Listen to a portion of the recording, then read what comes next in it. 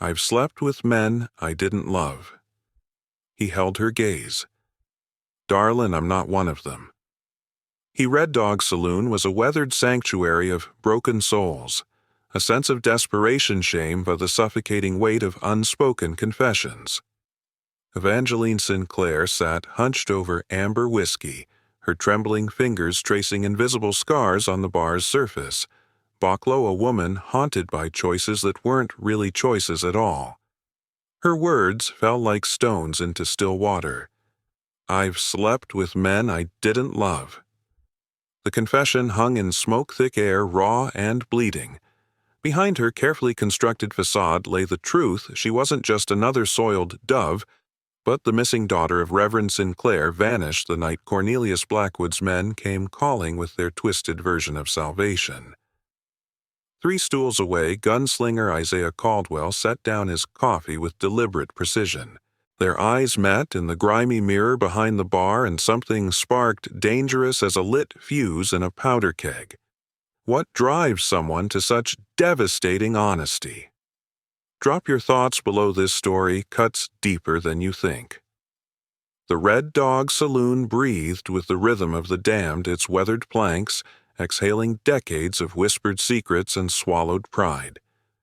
Smoke curled like incense in this profane cathedral, carrying the mingled scents of tobacco, unwashed bodies, and dreams that had curdled into something bitter and unrecognizable. The amber glow of oil lamps painted everything in shades of honey and regret, while outside the Montana wind howled through Perdition Creek streets like the voices of the restless dead seeking absolution that would never come. Evangeline Sinclair sat at the bar's far end, a ghost haunting her own wake. Her fingers, once soft enough to turn Bible pages without sound, once skilled at coaxing hymns from worn piano keys, now bore the calluses of survival. They traced meaningless patterns in the ring of moisture left by her glass, a nervous habit born from 3 years of watching doors, counting exits, measuring the distance between herself and danger with the precision of a hunted animal. I've slept with men I didn't love. The words fell into the smoky air like stones cast into a still pond, ripples of truth spreading through the thick atmosphere with the inexorable force of gravity. She spoke to her reflection in the amber whiskey, not trusting herself to meet another human gaze. Not yet. The confession hung between the living and the damned, raw and bleeding, a wound that had festered in silence for too long. Started when I was 17, she whispered, her voice carrying the flat quality of someone recounting another person's nightmare. Mom had been dead 2 winters. Papa tried his best, but a preacher's salary don't stretch far when the congregation's more interested in pointing fingers than passing the plate. Each word carved deeper into the silence that had fallen over their corner of hell, transforming the casual din of frontier revelry into something approaching sacred witness. The other patrons, cowboys nursing their loneliness, gamblers shuffling their desperate hopes, working girls with eyes like broken windows, all seemed to lean unconsciously toward her confession, drawn by the terrible gravity of absolute truth. 3 stools away, Isaiah Caldwell understood the weight of words that needed saying. He'd carried his own confessions across half the territory, looking for a place to set them down without being crushed beneath their burden. His coffee had gone cold as January creek water, but he couldn't look away from this woman bleeding out her soul onto sawdust floors, couldn't escape the recognition that her pain was carved from the same dark stone as his own. Blackwood came calling on a Tuesday. Eva continued her laugh, tasting of copper pennies and despair. Said he'd heard about Papa's difficulties.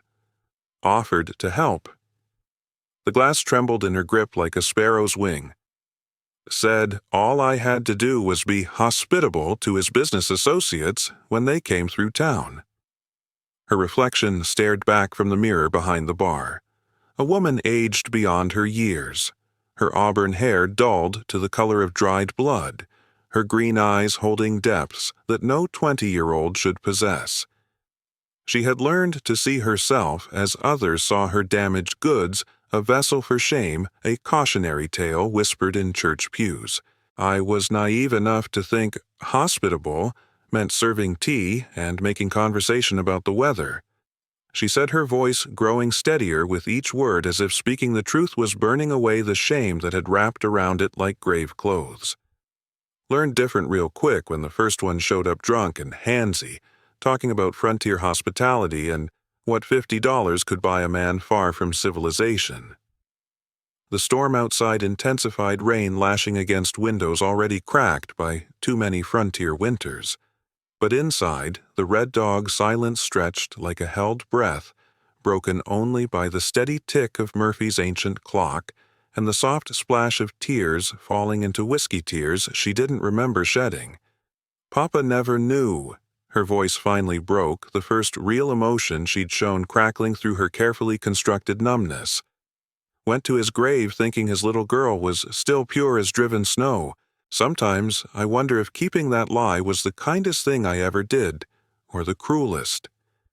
The confession was a blade, and she was bleeding out with each word, but there was a strange relief in it too, the exhausted peace that comes when you finally stop running from yourself. She had spent 3 years perfecting the art of disappearing, of becoming whatever men needed her to be in order to survive another night. But here, in this moment, surrounded by the honest squalor of the frontier's forgotten, she was finally, terrifyingly herself. Murphy, the grizzled bartender who'd seen every variety of human wreckage wash through his doors, quietly polished glasses and pretended deafness. Some stories demanded their telling regardless of who might be listening. Some wounds could only heal in the light, no matter how harsh that illumination might be. The clock on the wall chimed 10, its bronze voice cutting through the storm's fury like a church bell calling the faithful to witness. Around them, the saloon's other patrons had fallen into their own private conversations or private silences, leaving the two of them suspended in a bubble of shared confession, predator and prey united in their understanding of what it meant to survive in a world that showed no mercy to the weak. But what she didn't know was that her past had followed her here, and the man listening 3 stools away carried secrets that would either damn them both or offer something neither had dared hope for redemption. Zeke's boots made soft sounds against the warped floorboards as he approached each step, deliberate as a gunfighter's approach, but carrying none of the menace. His hands hung loose at his sides. No threat, only presence, and he moved with the careful economy of a man whose body had been broken and imperfectly mended.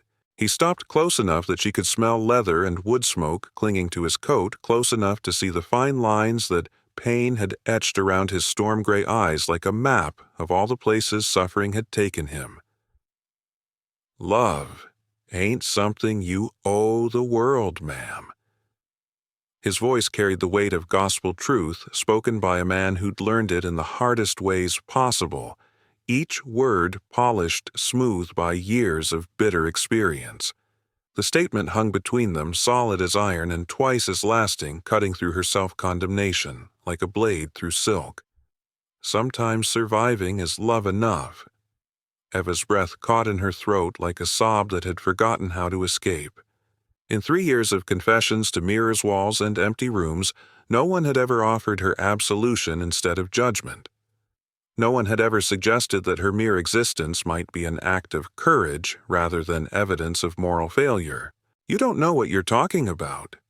The words came out sharper than she intended, a reflexive defense against hope she couldn't afford to entertain. Her fingers tightened around the glass until her knuckles went white.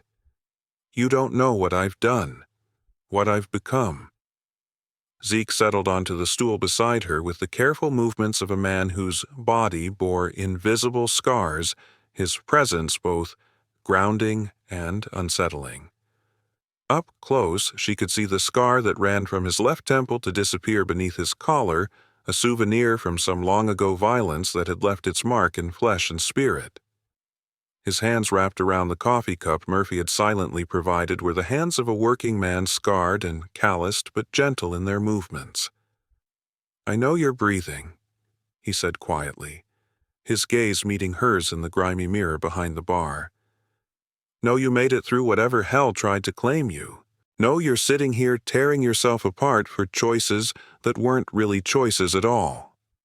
The words landed with the force of recognition, as if he'd reached inside her chest and named the pain that lived there. She studied his reflection, the weathered face, the careful way he held himself, the haunted quality in his eyes that spoke of intimate familiarity with loss. "You weren't there," she whispered, but the venom had already begun to drain from her voice, replaced by a bone-deep weariness that made her feel ancient. "You don't know what it's like to smile while someone's hands, while they—" She stopped, shaking her head as if she could dislodge the memories by force of will. "No," Zeke agreed, his voice carrying no defensiveness, only quiet acknowledgement. "Don't know that particular hell, but I know others." The admission hung heavy in the air between them, weighted with unspoken history. Around them, the saloon continued its nightly dance of desperation. Men losing money they couldn't afford to lose, women selling pieces of themselves they'd never get back, everyone seeking some form of oblivion in the bottom of a bottle or the temporary warmth of another human body. "Shiloh," he said suddenly, the single word falling like a stone into still water. "September of '62. 3 days of dying in the mud while officers who'd never held a rifle argued about strategy from their comfortable tents." His voice took on the flat, distant quality of a man recounting someone else's nightmare, the protective numbness that the human mind wraps around memories too sharp to bear. Eva found herself leaning forward, despite herself drawn into his orbit by the magnetic pull of shared suffering. "Lost my faith on the first day when I watched a boy from Ohio take grape shot to the chest and spend 6 hours calling for his mother." Zeke raised the coffee to his lips, his hand steady despite the memories he was excavating. "Lost my innocence on the second day when I put a bullet in a Confederate soldier who couldn't have been older than 15. Lost my leg from the knee down on the third day to a cannonball that had my name carved into the iron." He paused, studying her face in the lamplight with an intensity that made her feel simultaneously exposed and protected. "Came home to find my girl Margaret dying of consumption. Spent our last month together watching her waste away while I sat useless in a chair, my stump throbbing with phantom pain, and my heart breaking with the knowledge that I couldn't save the one person who'd made surviving the war seem worthwhile." The confession settled between them like a bridge across dark waters, connecting two souls who'd been islands in their suffering. "She made me promise." Zeke continued, his gray eyes fixed on some point beyond the grimy windows where the storm continued its assault. "Made me swear I wouldn't follow her into the ground. Said the world needed men who'd walked through hell and come out the other side. Said we were the only ones who could recognize grace when it showed up looking like anything other than what folks expected." "I'm not Grace," Eva whispered, but the words lacked the conviction that had colored her earlier protests. "Neither was I, according to most." Zeke's smile was sad, but genuine, touched with the hard-won wisdom of a man who'd learned to find meaning in the ashes of his former life. "Came west with nothing but anger and a half-dead horse. Spent 2 years drinking myself toward Margaret's grave before I realized I was breaking my promise to her every day. I stayed bitter." The silence that followed was different from the oppressive quiet that had preceded their conversation, not empty, but full of shared understanding that didn't require words. Outside, the storm was beginning to exhaust itself, the wind's howl softening to a mournful whisper that seemed to carry the voices of all the lost souls seeking redemption in the vast wilderness of the frontier. But what neither of them knew was that Ava's past was about to catch up with her in ways that would test everything Zeke had just told her about Grace's survival and the courage to keep breathing in a world that seemed determined to break them both. They walked past shuttered buildings into the storm-washed night. Eva had surprised herself by accepting his invitation to walk, but something in Zeke's presence felt safe. Or perhaps she was simply tired of carrying ghosts without witness. Rain had gentled to whispers, leaving the air tasting of possibilities. "Tell me about before," Zeke said as they reached the cemetery's rusted gate. "Before Blackwood. Before all of it. Once upon a time I was Evangeline Rose Sinclair." Her voice carried the weight of a fairy tale told backward. "Daughter of the finest preacher this side of Denver. Played piano for Sunday services and taught letters to the young ones." The gate protested with squeals that seemed too loud in the hushed darkness. They walked among weathered headstones, their footsteps soft on wet grass. "Papa was too good for this world," she continued, stopping before a simple wooden cross. "Saw the best in everyone, even when they showed him their worst, especially Blackwood." Her fingers traced her father's name carved into weathered wood. When crops failed and folks couldn't tithe, Papa never complained, just kept preaching hope. Her laugh was bitter as wormwood. Blackwood provided all right, but his charity came with strings attached to a noose. The wind stirred cottonwoods that bordered the cemetery leaves, whispering secrets to darkness. First man was a cattle buyer from Kansas City. I was 17, and stupid enough to think entertainment meant apple pie and pleasant conversation. She knelt in muddy grass, pain bleeding through her carefully constructed walls. He was drunk before supper ended. Started talking about how pretty I was, how far from civilization. Zeke remained silent, letting her story find its own pace. Papa was visiting the widow Thompson that night. I was alone with a man who thought $50 bought him anything he wanted. Her hand moved unconsciously to her throat, fingers tracing a thin, white scar. I fought at first, scratched his face bloody before he pinned my arms, had a knife, said he'd use it if I didn't stop struggling. Jesus, Zeke breathed the word more prayer than curse, learned that survival has its own logic. Eva continued, voice growing steadier. Fighting meant dying. Dying meant Papa finding my body. So I stopped fighting. They walked deeper among forgotten graves, silence full of understanding that didn't require words. "There's more," Eva said suddenly. "Something I've never told anyone." Zeke waited, patient as winter. The last man Blackwood sent, he was different. Younger. Scared. Her voice took on protective tenderness. Wasn't a customer at all. Was Blackwood's own son, and his father was trying to cure him of what he called unnatural inclinations. Understanding dawned in Zeke's eyes. Poor boy was more terrified than I was. We sat up talking instead. He told me about the man he loved, a schoolteacher in San Francisco. Her first genuine smile in years. I taught him how to make it look like how to satisfy his father without either of us doing anything we'd regret. What happened to him? Ran off to California 2 weeks later, left me a note saying I'd saved his life. Her fingers traced a marble angel's worn features. That's when I knew I had to leave too. The revelation hung between them like a bridge across dark waters. But the past was about to catch up in ways that would shatter this fragile peace. Dawn broke over Perdition Creek like a reluctant confession. Eva stood at her window above the bakery, watching the street with the careful attention of a woman who'd learned to read danger in the set of shoulders, the pace of footsteps. The knock on her door came soft but insistent. "Eva, it's me." She opened to find Zeke holding a tin plate covered with checkered cloth, steam rising from beneath. His face was grim, but his eyes held warmth that made her chest tighten. "Figured you might be hungry," he said, revealing fresh biscuits and bacon. "But we've got bigger problems than breakfast." Something in his tone made her stomach clench with different hunger, the gnawing fear of hunted prey. "What kind of problems?" Zeke moved to the window, scanning the street with practiced eyes. "The kind that ride into town asking questions about women who match your exact description." "How many?" "3. Well-armed, well-mounted. Carrying themselves like men used to getting answers." His voice remained calm, but tension radiated from his shoulders.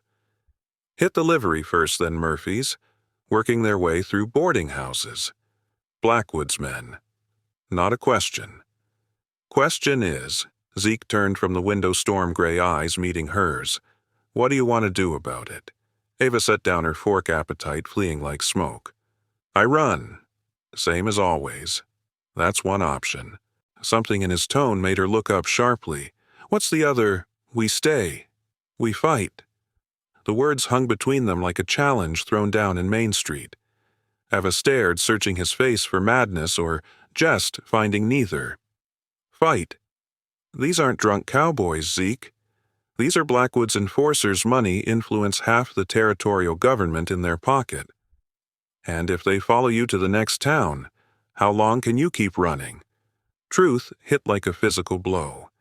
She'd been running 3 years, and Blackwood's reach only grew longer. Besides, Zeke continued, you're not alone this time. Commotion in the street drew their attention. 3 riders had stopped directly below horses breathing steam and cool air.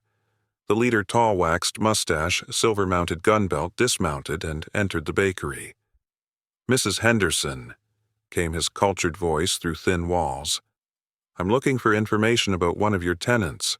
Eva moved instinctively toward her bag, old reflexes kicking in, but Zeke caught her arm. Wait, he murmured. Listen. Below Mrs. Henderson's voice rang sharp with protective instincts. I run a respectable establishment. My tenants keep their business to themselves. Of course, but this is urgent. The woman we seek is unwell.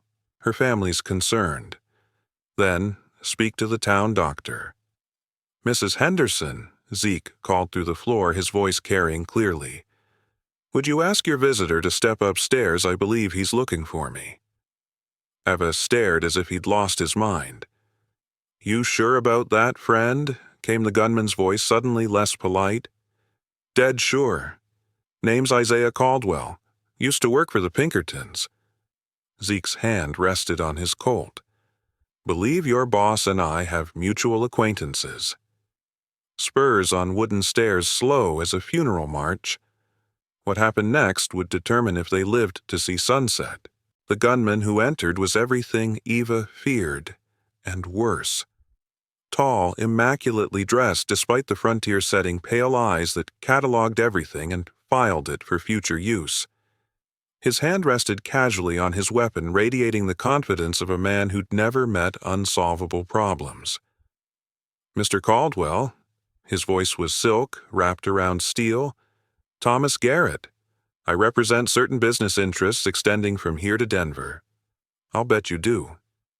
Zeke's stance remained relaxed, but Eva saw coiled tension in his shoulders. What brings those interests to my door? Garrett's gaze slid to Eva with the appreciative stare of a man evaluating livestock. We seek a young woman who may have wandered from her responsibilities. Miss Evangeline Sinclair. Can't say I have. Zeke's voice was granite steady. Curious about these responsibilities. Private matter. Family business. Garrett stepped deeper into the room, movements predatory. The lady's been troubled since her father's death. Her guardian's quite concerned. Her guardian being Cornelius Blackwood. Garrett's smile was knife-thin. You're well informed. Perhaps more than entirely healthy. The threat hung like gunsmoke. Eva pressed against the wall, fighting the urge to run, surrender, do anything to end this before it turned deadly. Here's what I find interesting. Zeke took a half-step forward, closing distance just enough to make Garrett's hand tighten on his weapon. This troubled woman needing protection doesn't sound like the Evangeline Sinclair who taught Sunday school. People change. Tragedy alters character. That it does. Zeke's eyes were winter cold, but usually not in ways requiring armed escorts and midnight disappearances. Garrett's civility slipped, revealing something reptilian. I don't follow your meaning. I think you follow fine. Zeke's voice dropped to barely above whisper, but carried the authority of a man who'd faced killers in Denver alleys. I've heard stories about Blackwood's business associates, about young women in situations they never chose. Silence stretched except for 3 hearts beating too fast and distant sounds of morning routine. "You're treading dangerous ground, Caldwell." Garrett's hand shifted on his gun. "Mr. Blackwood has many friends. Judges, sheriff's officials who understand maintaining order. Funny thing about order, sometimes it's just corruption in a Sunday suit." That's when Eva stepped from behind the door. Both men turned Garrett with predatory satisfaction, Zeke with something like pride. She stood straight-backed in morning light, no longer the frightened girl confessing sins. She was Evangeline Sinclair, preacher's daughter, Hell's survivor, and she was done running. "Mr. Garrett," her voice steady as church bells, "tell Mr. Blackwood his ward no longer needs protection." Garrett's smile was winter cruel. "Not your decision. There are debts, obligations." "What obligations?" 3 years of rage sharpened her words. To smile while strangers pawed at me, to pretend I enjoyed being auctioned like livestock. "Your father's debts." Garrett produced folded paper with theatrical precision. 5,000 borrowed against harvest proceeds, due upon the borrower's death. The paper trembled in Eva's fingers, her father's signature unmistakable, witnessed by Garrett himself. But Zeke's examination revealed the truth. "Professional forgery work," he said, folding it carefully. "Inks aged just right, penmanship's fair. Whoever did this knew their business." "I knew Jeremiah Sinclair," Zeke continued, never leaving Garrett's face. "Man wouldn't bet on wind direction. Called gambling devil's mathematics. Made quite an impression preaching against it." Hope blazed in Eva's chest, not despair this time, but fierce certainty. The confrontation stretched taut as bowstring until Garrett finally backed down, promising return in 3 days with reinforcements. As his spurs faded down the stairs, Eva felt the weight of choice settling on her shoulders. Run again or stay and fight, beside this man who'd found her soul worth defending. The decision would determine not just her fate, but every other woman in Blackwood's web. Everything now depended on what happened in the next 72 hours. The answer came like dawn breaking over mountains, not sudden, but inevitable. "I'm staying." The words fell with the weight of an oath, carrying 3 years of running, 3 years of believing she deserved nothing better than scraps. But looking at Zeke's storm-gray eyes, seeing steady acceptance without pity, she felt something she'd thought lost forever. Hope. "You sure?" His voice was gentle, but she heard steel beneath. "Once we commit, there's no backing down. Blackwood won't give up easy." Eva smoothed wrinkles from her skirt with hands that had finally stopped trembling. "I'm tired of running, Zeke. Tired of letting him win." She walked to her mirror, seeing not the frightened girl who'd fled in darkness, but someone harder, someone who'd survived hell and emerged. Time I reminded myself who I really am. "And who's that?" She turned, meeting his gaze directly. "Evangeline Rose Sinclair, daughter of a preacher who taught me some things are worth fighting for." A smile touched her lips, the first real one in years. A woman done being ashamed of surviving. The next days passed in careful preparation. Zeke disappeared for hours, returning with news that made his jaw tight with determination. Word was spreading, other women coming forward, sharing their own stories of Blackwood's predation. "Fear's powerful," Zeke said the second evening, watching sunset paint mountains in fire and gold. "But it's got nothing on righteous anger once folks find courage to let it out." Eva mended her riding skirt needle, flashing in lamplight simple work that felt like defiance, preparing for a future she was finally brave enough to claim. That night brought gray dawn and grim news. "Morrison's delayed," Zeke said without preamble. Storms block the passes. Won't be here until tomorrow at earliest. And Garrett, already in town. Him and 6 others armed for war. 7 against 2. Eva checked her reflection one final time. Not favorable odds. Not 7 against 2. Zeke's smile was fierce with anticipation. 7 against 23.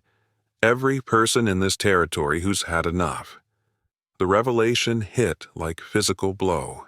She wasn't alone, had never been alone except in her own mind. When Garrett rode down Main Street with predatory confidence, he found not a cowering town but organized resistance. Eva stepped onto the porch flanked by Mrs. Henderson's shotgun and Zeke's steady presence while up and down the street figures emerged from doorways, farmers, shopkeepers, wives, and children, all armed with whatever weapons they could find. "Miss Sinclair," Garrett called. "I believe we had an appointment." "I'll have to decline your invitation," Eva replied, her voice carrying the authority of a woman who'd remembered her worth. "This isn't a request. And I'm not your property. Never was. Done pretending otherwise." That's when church bells began ringing, not regular tolling, but urgent clanging, calling the faithful to witness. Father Miguel Santos strode down Main Street with Bible in one hand, Colt in the other, leading a crowd of determined townspeople. "Thomas Garrett," the priest's voice boomed like judgment trumpet. "By authority of God and Montana Territory, lay down your arms." Garrett's face went white with shock and rage, but he was outnumbered 4-1 by people who'd found their courage. After tense standoff, pride warred with survival, and he chose retreat. "This isn't over," he snarled, wheeling his horse. "Neither are we," Father Santos replied calmly. As dust settled, Eva found herself surrounded Mrs. Henderson with fierce grandmother's love. Father Santos with gentle blessing, neighbors she'd been too afraid to know. But it was Zeke's arms that enclosed her, his voice whispering salvation. "It's over. You're free." 3 months later, autumn painted mountains gold and crimson as Eva stood in the same church where her father once preached. Wearing her mother's wedding dress and holding the hand of the man who taught her love didn't require earning through suffering. Blackwood was serving federal time. Garrett had vanished into Mexico. The women he'd terrorized were rebuilding, supported by a community that had learned the difference between judgment and justice. "Do you, Evangeline Rose Sinclair, take this man as your lawfully wedded husband?" "I do," she said, words carrying the weight of a woman who'd chosen love over fear, hope over despair. As Zeke's lips met hers in their first kiss, as husband and wife, Eva felt the last chains of shame fall away. She was no longer the broken woman bleeding confessions in smoky saloons. She was someone new, whole, worthy of the love surrounding her. Church bells rang across Perdition Creek, carrying redemption to the mountains and beyond. In their bronze voices, Eva heard the sound of a future finally worth claiming. If this tale of love conquering shame moved your heart, hit that like button and subscribe for more frontier stories where broken souls find healing. What other untold stories from the Old West would you love to see? Share your thoughts below.